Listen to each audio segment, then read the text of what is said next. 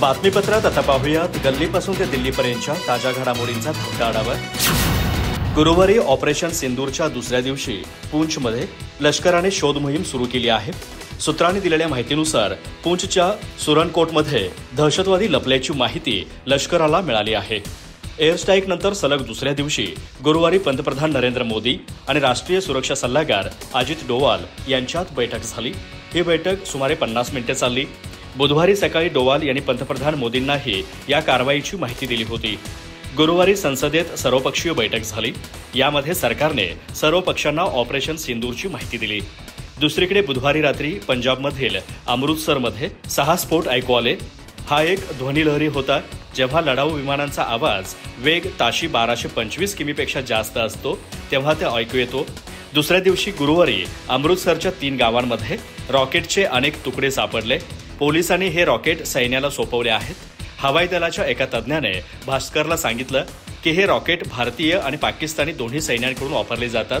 हे रॉकेट पाकिस्तानकडून डागण्यात आले आणि भारतीय संरक्षण यंत्रणेने ते पाडले असण्याची शक्यता तज्ज्ञांनी व्यक्त केली आहे। पाकिस्तानी सैन्य नियंत्रण रेषा आणि आंतरराष्ट्रीय सीमेवर सतत जोरदार गोळीबार करत आहेत। गुरुवारी सलग दुसऱ्या दिवशी रात्री कुपवाडा, बारामुल्ला, उरी आणि अखनूरमध्ये गोळीबार करण्यात आला। बुधवारी पूंछमध्ये नियंत्रण रेषेवर झालेल्या गोळीबारात 15 भारतीयांचा मृत्यू झाला। भारताने 6 मे रोजी रात्री 1:05 पाकिस्तान आणि पीओकेमध्ये हवाई हल्ले केले। यामध्ये 9 दहशतवादी अड्ड्यांवर लक्ष करण्यात आलं, ज्यामध्ये 100हून अधिक दहशतवादी मारले गेले। पंतप्रधान मोदी म्हणाले की संपूर्ण देश आपल्याकडे पाहत आहे, हे घडणं निश्चित आहे। एकनाथ शिंदे यांनी आधी आमचा बाप स्वर्गीय बाळासाहेब ठाकरे यांना पळवले, आता बहुतेक ते भाजपचा बाप देखील पळवत असल्याचे उद्धव ठाकरे गटाचे खासदार संजय राऊत यांनी म्हटले आहे। शिंदे यांच्या शिवसेनेच्या वतीने मुंबईतील दादर परिसरात नरेंद्र मोदी यांचे कौतुक करणारे बॅनर लावण्यात आले आहेत। यावरून संजय राऊत यांनी टीका केली। याकडे आता भारतीय जनता पक्षाने लक्ष देण्याची गरज असल्याचे देखील ते म्हणाले। पाकिस्तानमधील दहशतवाद्यांवर भारतीय सैन्याने केलेली कारवाई ही अभिमानाची बाब आहे। भारतीय सैन्य हे एक व्यावसायिक सैन्य आहे आणि पाकिस्तानप्रमाणे विनाकारण कोणावरही हल्ला न करण्याची त्यांची प्रतिष्ठा आहे। तुम्ही आमच्या 26 निष्पाप नागरिकांना मारले आहे आणि तरीही आम्ही फक्त दहशतवादी छावण्यांवर हल्ला केला आणि नष्ट केला। कोणत्याही नागरिक क्षेत्रावर किंवा लष्करी स्थळावर हल्ला केलेला नसल्याचे राऊत यांनी म्हटले आहे। आम्हाला स्वतःचे रक्षण करण्याचा अधिकार आहे आणि आमच्या सैन्याने ते केले आहे। जेव्हा पहलगाम हल्ला झाला तेव्हा बैठक घाईघाईने बोलवण्यात आली होती आणि म्हणूनच आम्ही बैठकीला उपस्थित राहिलो नाही। आम्हाला 24 तासांच्या आत कारवाई व्हावी अशी इच्छा होती आणि त्यानंतर आम्ही बैठकीला सामील झालो असतो। आज पुन्हा बैठक बोलवण्यात आली आहे आणि ती महत्त्वाची आहे, म्हणून आम्ही त्यात सहभागी होणार असल्याचे संजय राऊत यांनी सांगितले। महाराष्ट्रातील मालेगाव बॉम्बस्फोट प्रकरणाचा निर्णय पुढे ढकलण्यात आला आहे। गुरुवारी एनआयएच्या विशेष न्यायालयाने दोषींना शिक्षा सुनावण्यासाठी मुंबई उच्च न्यायालयाकडून 21 जुलैपर्यंतचा वेळ मागितला। आता एनआयए न्यायालय 31 जुलै रोजी निकाल देईल असं मानलं जात आहे। गुरुवारी सकाळी साध्वी प्रज्ञा सिंहसह सर्व आरोपी आणि पीडित न्यायालयात पोहोचले। या प्रकरणातील मुख्य आरोपी भोपाळच्या भाजपच्या माजी खासदार साध्वी प्रज्ञा सिंह ठाकूर आहेत। साध्वी व्यतिरिक्त लेफ्टनंट कर्नल प्रसाद पुरोहितसह एकूण 12 आरोपी आहेत, ज्यांच्यावर दहशतवादी कट रचणे, खून करणे आणि धार्मिक उन्माद पसरवणे असे आरोप आहेत। 29 सप्टेंबर 2008 रोजी मालेगावमधील एका मशिदीजवळ स्फोट झाला होता। यामध्ये 6 जणांचा मृत्यू झाला आणि 100हून अधिक जण जखमी झाले होते। सुरुवातीला या प्रकरणाचा तपास महाराष्ट्र एटीएसने केला होता। 2011 मध्ये हे प्रकरण राष्ट्रीय तपास संस्थेकडे एनआयएकडे सोपवण्यात आलं होतं। एनआयएने या प्रकरणातील आरोपींना, ज्यात प्रज्ञा सिंह यांचा समावेश होता, क्लीन चिट दिली होती, परंतु न्यायालयाने म्हटलं की आरोपींना खटल्याला सामोरं जावं लागेल। एप्रिल 2025 मध्ये एनआयएने युटर्न घेतला आणि मुंबईच्या विशेष न्यायालयात याचिका दाखल केली, ज्यामध्ये म्हटलं होतं की आरोपींना निर्दोष मानणं चुकीचं आहे, त्यांना कठोर शिक्षा झाली पाहिजे।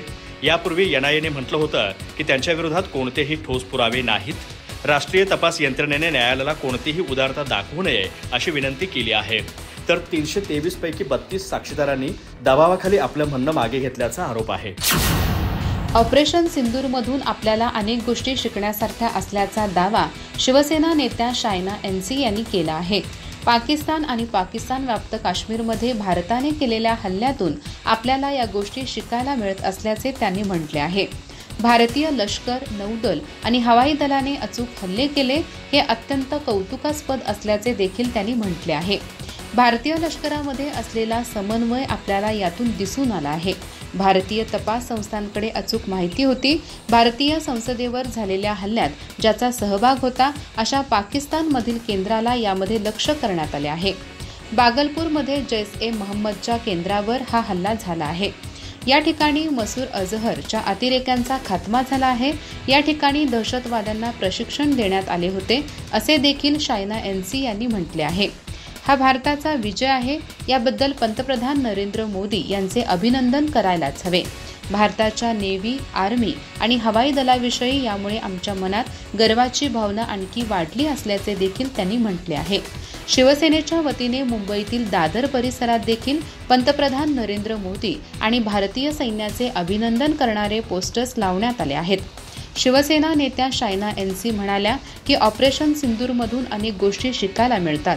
सर्वप्रथम आपल्या लष्कर, नौदल आणि हवाई दलाने केलेले अचूक हल्ले मला वाटते की हे कौतुकास्पद आहे. हे हल्ले भारतीय भूमीवरून करण्यात आले.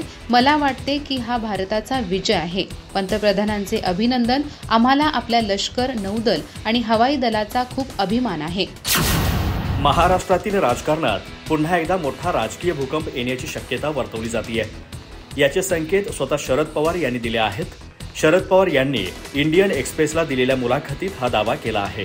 आमच्यातील एका गटाला अजित पवार यांच्यासोबत जावं असं वाटत असल्याचं शरद पवार यांनी म्हटलं आहे.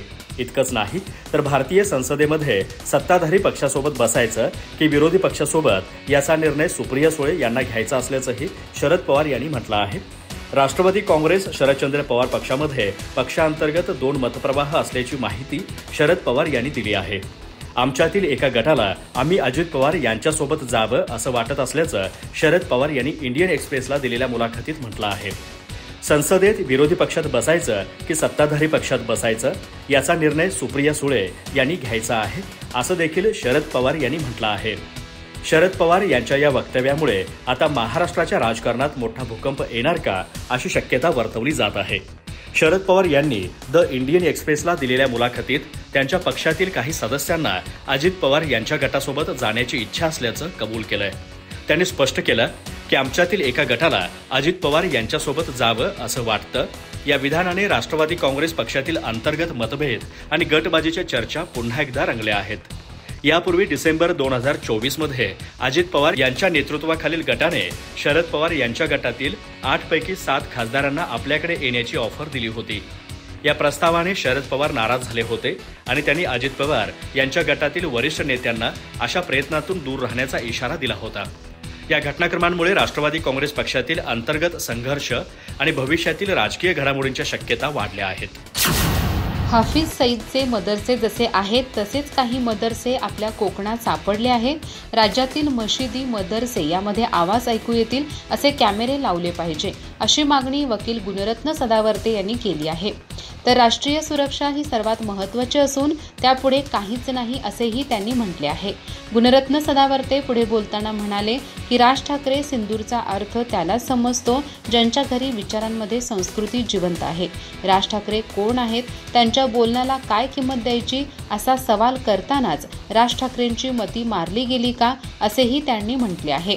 राज ठाकरे सिंदूरचा अर्थ त्याला समजतो ज्याच्या घरी विचारांमध्ये संस्कृती जिवंत आहे असा टोला गुणरत्न सदावर्ते यांनी राज ठाकरेंना ऑपरेशन सिंदूरवरील वक्तव्यानंतर लगावला आहे. ज्या आई, बहीण, मुलीचे सिंदूर पुसले गेले त्या वेदना कळण्यासाठी तुम्हाला हिंदुत्ववादी विचारांचं व्हावं लागतंय असा टोलाही सदावर्ते यांनी लगावला आहे. डिफेन्सने जो निर्णय घेतला तो अतिशय योग्य घेतला. आज संपूर्ण देश पंतप्रधान नरेंद्र मोदी आणि सैन्य दलासोबत आहे. राज ठाकरे जे काही व्यक्त होत गेले त्यात देशप्रेम दिसतंय का असा सवाल त्यांनी माध्यमांशी बोलताना केला. गुणरत्न सदावर्ते म्हणाले की राज ठाकरेंना एक सांगायचे आहे, कर देशप्रेम महत्त्वाचे आहे. ज्या गोष्टी पाकिस्तानचा ब्रॉडकास्टिंग मिनिस्टर मध्यरात्री पत्रकार परिषद घेऊन आंतरराष्ट्रीय चॅनलवर येऊन जी भाषा बोलतो तीच भाषा राज ठाकरे बोलत आहेत. त्यांची मती मारली गेली आहे का? विदेशात फिरून आल्यानंतर कोणती पाकिस्तानी खाज आहे? मारले जातील. हा देश संविधानाने चालतो. इस्लामिक राष्ट्र आणि जग निर्माण करण्यासाठीचा हा देश नाही. भारत आणि पाकिस्तानमधील सध्याच्या तणावाच्या पार्श्वभूमीवर राज्य कौशल्य विकास मंत्री मंगलप्रभात लोढा यांनी गुरुवारी राज्यातील सर्व औद्योगिक प्रशिक्षण संस्थांमध्ये ITIमध्ये आपत्ती व्यवस्थापन प्रशिक्षण सुरू करण्याची घोषणा केली आहे. संभाव्य आपत्कालीन परिस्थितीला प्रतिसाद देण्यासाठी तरुणांमध्ये लवचिकता आणि तयारी बळकट करणे हे उद्दिष्ट असल्याचं मंगलप्रभात लोढा यांनी जारी केलेल्या निवेदनात म्हटलं आहे. भारताने 6 मेच्या मध्यरात्रीनंतर पाकिस्तान आणि POKमध्ये दहशतवादी तळांवर हल्ला केला. अवघ्या 25 मिनिटात चाललेल्या या कारवाईत 7 शहरांमधील 9 दहशतवाद्यांचे अड्डे उद्ध्वस्त करण्यात आले. भारतीय सैन्याच्या कारवाईनंतर दोन्ही देशांमधील तणाव वाढला आहे. त्यामुळे केंद्र सरकारने खबरदारी म्हणून देशभरातील महत्त्वाच्या शहरांमध्ये युद्धाचे मॉकड्रिल करण्यात आलं. या सर्व पार्श्वभूमीवर आता मंत्री मंगलप्रभात लोढा यांनी राज्यातील ITIमध्ये आपत्ती व्यवस्थापनाचे धडे देण्याचा निर्णय घेतला आहे. या निर्णयाच्या संदर्भात मंगलप्रभात लोढा यांनी एक निवेदन जारी केलं आहे. विद्यार्थ्यांना नागरी संरक्षण आणि आपत्ती तयारीमध्ये आवश्यक ज्ञान देण्यासाठी गुरुवारपासून एक विशेष कार्यक्रम सुरू होईल. संभाव्य आपत्कालीन परिस्थितीला प्रतिसाद देण्यासाठी तरुणांमध्ये लवचिकता आणि तयारी बळकट करणं हे उद्दिष्ट आहे, असं या निवेदनात म्हटलं आहे. माजी पोलीस महासंचालक प्रवीण दीक्षित सत्रांचं मार्गदर्शन करतील, तर अनिरुद्ध यांच्या आपत्ती व्यवस्थापन अकादमीच्या सहकार्याने प्रशिक्षण आयोजित केले जाईल. अभ्यासक्रमात नागरी संरक्षण आणि आपत्कालीन प्रतिसाद तंत्राच्या विविध पैलूंचा समावेश असेल. राष्ट्रीय संकट आणि नैसर्गिक आपत्तीच्या काळात प्रभावीपणे योगदान देण्यासाठी तरुण पिढीला तयार करण्याच्या दिशेने हे पाऊल असल्याचं लोढा यांनी निवेदनात म्हटलं आहे. या कार्यक्रमाची सुरुवात ठाण्यातील कोपरी येथील राजमाता जिजाऊ सरकारी ITI येथे करण्यात आली. त्यानंतर राज्यातील इतर ITIमध्ये त्यांचा विस्तार केला जाईल. पहलगाममध्ये झालेल्या दहशतवादी हल्ल्याचा बदला घेण्यासाठी भारतीय लष्कराने पाकिस्तानमधील 9 दहशतवादी केंद्रावर हल्ला केला. या हल्ल्यात अनेक दहशतवादी ठार झाले असल्याची माहिती समोर आली आहे. या सर्व हल्ल्याला ऑपरेशन सिंदूर असे नाव देण्यात आले होते. यामुळे पहलगाम येथे मृत्युमुखी पावलेल्या शहीद पर्यटकांना खऱ्या अर्थाने श्रद्धांजली वाहण्यात आली आहे. या ऑपरेशन सिंदूरबद्दल पंतप्रधान नरेंद्र मोदी आणि भारतीय सैन्याचे कौतुक करणारे पोस्टर्स एकनाथ शिंदे यांच्या शिवसेनेच्या वतीने दादर स्टेशन परिसरात लावण्यात आले आहेत. पहलगाम येथे झालेल्या दहशतवादी हल्ल्यामध्ये 25 भारतीय नागरिकांचा मृत्यू झाला होता. यातील 6 नागरिक हे महाराष्ट्रातील होते. या सर्व नागरिकांच्या हत्येचा एका अर्थाने बदला भारतीय सैन्याने घेतला आहे. याबद्दल पंतप्रधान नरेंद्र मोदी आणि भारतीय सैन्याचे अभिनंदन आणि कौतुक करणारे बॅनर एकनाथ शिंदे यांच्या शिवसेनेच्या वतीने दादर परिसरात लावण्यात आले आहेत. आता हे बॅनर चांगलेच चर्चेचा विषय ठरले आहेत. या संदर्भात एकनाथ शिंदे म्हणाले, ऑपरेशन सिंदूरच्या माध्यमातून जी कारवाई करण्यात आली त्याचे मी अभिनंदन करतो. यासाठी देश पंतप्रधान नरेंद्र मोदी यांचे अभिनंदन आणि आभार व्यक्त करत असल्याचे उपमुख्यमंत्री एकनाथ शिंदे यांनी म्हटले आहे. जम्मू काश्मीरमध्ये जे नागरिक पर्यटनासाठी गेले होते त्या महिला आणि मुलांसमोर त्यांच्या कुटुंबातील प्रमुखाची निर्घृणपणे हत्या करण्यात आली, त्यांच्यावर गोळी झाडण्यात आली. ही घटना मानवतेला कलंक असल्याचे एकनाथ शिंदे यांनी म्हटले आहे. आतंकवादी आणि पाकिस्तानला याचा ईट का जवाब पत्थर से देण्याची देशवासियांची इच्छा आणि अपेक्षा होती. ती अपेक्षा पूर्ण झाली असून त्याला न्याय मिळाला आहे. यामुळे सर्व देशवासियांची छाती गर्वाने फुलली असल्याचे एकनाथ शिंदे यांनी म्हटले आहे. त्यामुळे पुन्हा एकदा देशाचे पंतप्रधान नरेंद्र मोदी यांचे खूप खूप धन्यवाद आणि अभिनंदन करत असल्याचे शिंदे यांनी म्हटले आहे. ते पाकिस्तानला सोडणार नाहीत. खून का बदला खूनने देत आहेत. संपूर्ण देश त्यांच्यासोबत उभा असल्याचेही एकनाथ शिंदे यांनी म्हटले आहे.